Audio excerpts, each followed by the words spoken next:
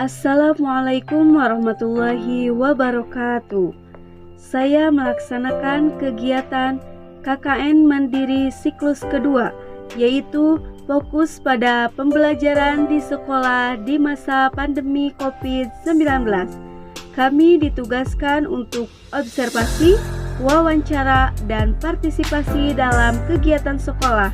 Dan ini adalah sekolah yang pertama saya kunjungi, yaitu SDN Jatisari, dan yang kedua yang saya kunjungi yaitu Kober Miftahus Saadah yang terletak di Desa Jatisari, Kecamatan Kutawaringin, Kabupaten Bandung.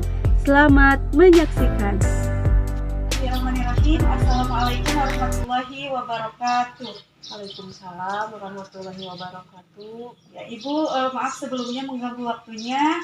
Alhamdulillah Nesi udah dapat izin dari Ibu untuk observasi, wawancara, dan partisipasi.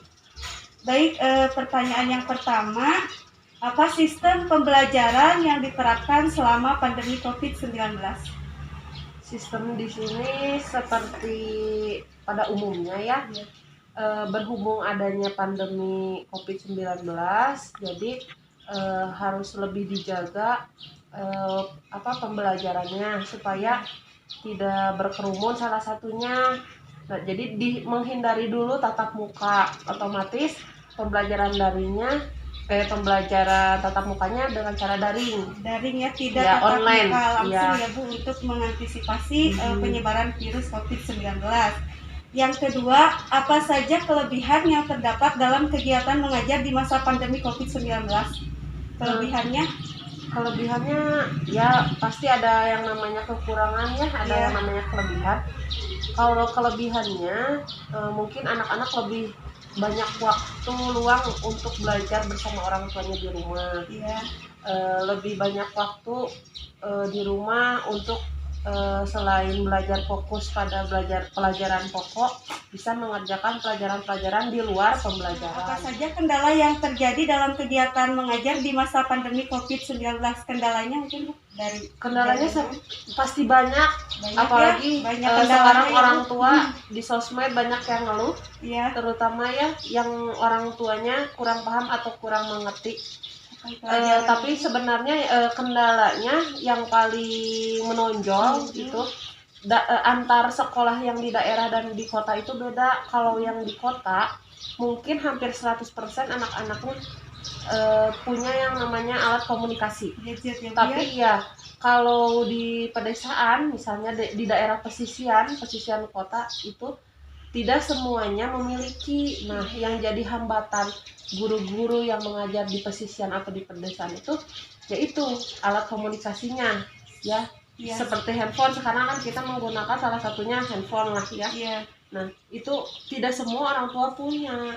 Jadi ya kita juga di sini mencari solusi bagaimana caranya selain belajar BDR itu ya, belajar dari rumah itu menggunakan HP supaya anak tersebut bisa ikut belajar juga tanpa mempunyai alat komunikasi.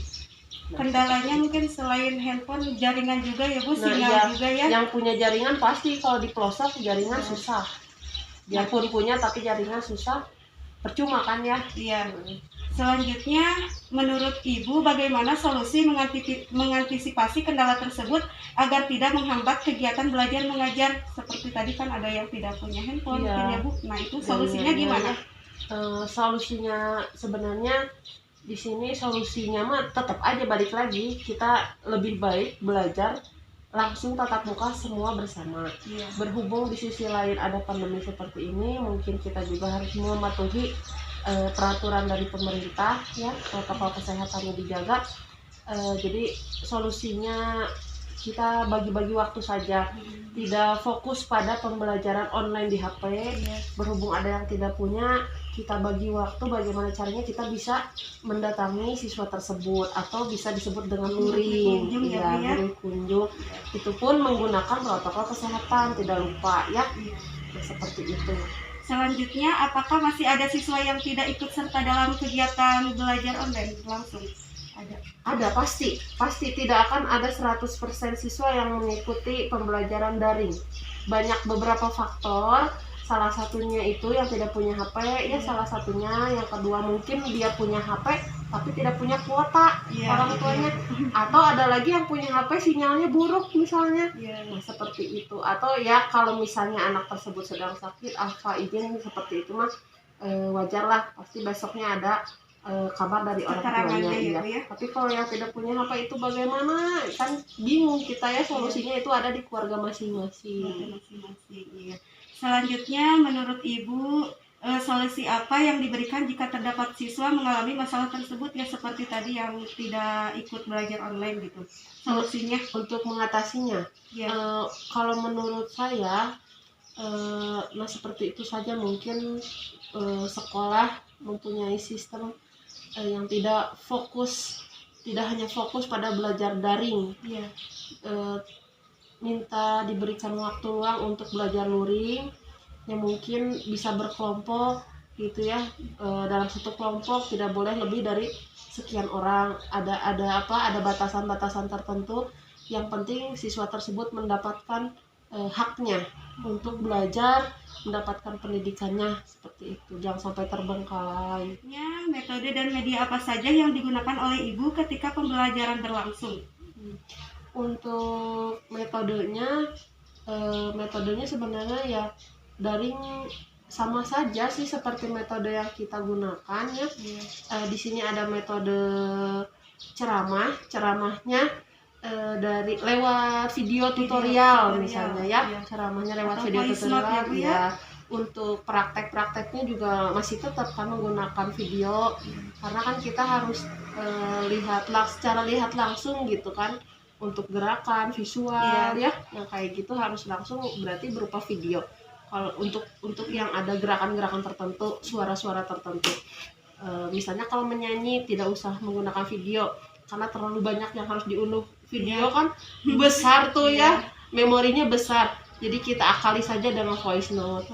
Kalau misalnya untuk sehari-hari pembuktian siswa tersebut bahwa siswa tersebut ikut belajar menggunakan foto gitu. Ya dipermudah saja lah, asal orang tua tidak terbebani. Betul Bu. Kalau medianya mungkin grup WhatsApp ya Bu yang digunakan. Yang digunakan pakai grup itu karena udah lumrah gitu, semua orang punya. Kalau Zoom mungkin Bu ada. Kalau Zoom di sini tidak menggunakan.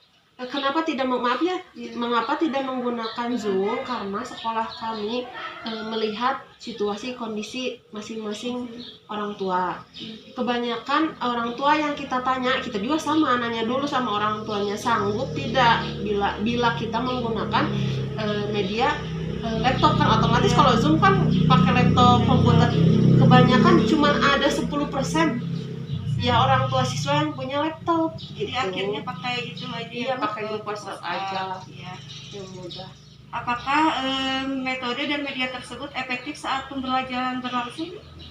Metode dan medianya efektif ya? Hanya 90% yang efektif dari grup WhatsApp. Kenapa? Karena kita tidak bisa tahu bagaimana kelangsungan siswa tersebut belajar.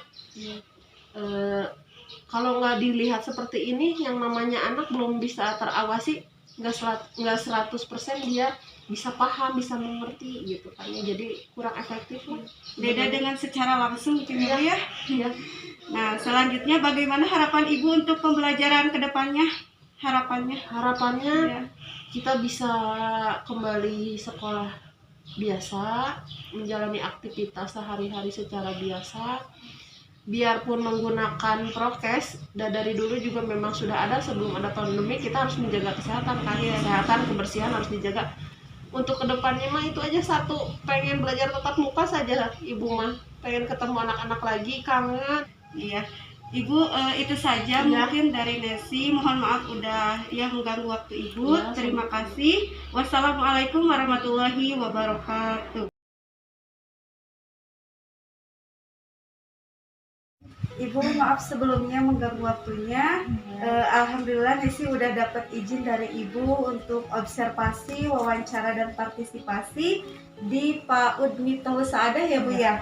Nah yang pertama yang Nesi tanyakan, apa sistem pembelajaran yang diterapkan selama pandemi COVID-19 di PAUD Bitung Saadah, Bu? Pertanyaan pertama tentang masalah COVID. Untuk pembelajaran di sini saya menggunakan daring dan luring. Daring dan luring ya, Bu ya. Untuk daringnya mungkin untuk anak yang sudah lama, misalkan anak yang kelompok usia B, ya. Kalau untuk anak yang baru mungkin luring dulu, karena si anak pengen tatap muka bersama gurunya, pengen mengenal gurunya, pengen mengenal temennya gitu. Iya, itu juga itu pakai protokol kesehatan juga ya, Bu ya. Dengan batas-batasan, dengan prokesnya dipakai. Nah, selanjutnya kendalanya mungkin, Bu, yang terjadi dalam kegiatan mengajar di masa pandemi apa, Bu? Kendalanya banyak. Kalau untuk kelompok B mungkin karena jarang tatap muka, si anak lebih cenderung malas untuk mengikuti kegiatan. Kalau di PAUD kan bermain dan belajar gitu. Jadi si anak kalau di rumah harus dituntut untuk belajar terus sama ibu-ibunya. Jadi si anak malas mungkin. Kurang mengerti juga mungkin ya, Bu ya. Kurang mengerti juga. Terus jadi si ibu-ibunya pengennya diluringkan, tatap muka. Ya. Nah, selanjutnya bagaimana solusi untuk mengantisipasi kendala tersebut? Solusinya, Bu, mungkin? Solusinya mungkin untuk kedepannya ya mudah-mudahan cepat usai kita bisa bersama-sama lagi bermain bersama. Mungkin untuk solusinya. Iya. Nah, selanjutnya alasan yang melatar belakangi sekolah secara luring di masa pandemi apa, Bu? Yang kelas B kan ya luring, yang kelas A mungkin ya luring. Nah, alasannya mungkin alasannya, pertama yaitu kita ini pengen mengenal karakter anak, kan belum kenal. Si anak juga belum mengenali ibu gurunya, yang mana ibu gurunya gitu. Terus kan anak itu, yang namanya anak banyaknya bermain gitu. Jadi di sini ketemu teman, bisa bermain, perkenalan dengan temannya. Begitu juga dengan ibu gurunya, dengan orang tua yang lainnya. Ya, kalau itunya, Bu, metode dan media apa saja yang Ibu gunakan ketika pembelajaran berlangsung, metode dan medianya? Mungkin kita mengambil dari kurikulum 13 sesuai tema. Kalau PAUD itu ada 8 tema. Untuk yang sekarang masih tema diriku, kita menggunakan majalah juga ya, majalah juga untuk mempermudah anak. Juga buat media sendiri dari bahan-bahan daur ulang gitu. Kalau media mungkin daring mah grup WhatsApp ya, Bu? Iya, dengan WhatsApp, dengan kita tutorial video ya. Mengajarkan. Selanjutnya, apakah media dan metode tersebut efektif saat pembelajaran berlangsung, Bu? Mungkin untuk daring tidak efektif ya. Kurang efektif. Ya, Bu? Kalau luring mudah-mudahan anak cepat paham. Anak itu kan tidak pernah diam, jadi nyimaknya sebentar tapi dapat dikenang gitu. Memorinya selalu ingat ya, Bu ya. Jadi kurang efektif ya, Bu ya.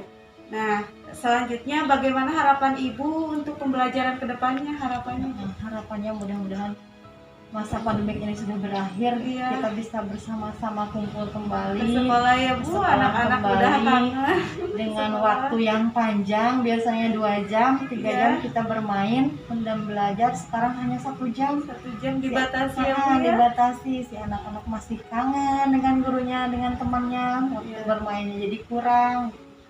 Untuk kedepannya mudah-mudahan dapat berakhir, dapat kembali lagi seperti semula gitu. Iya, amin ya Allah ya Rabbal Alamin. Ibu, itu saja mungkin. Terima kasih atas waktunya. Wassalamualaikum warahmatullahi wabarakatuh.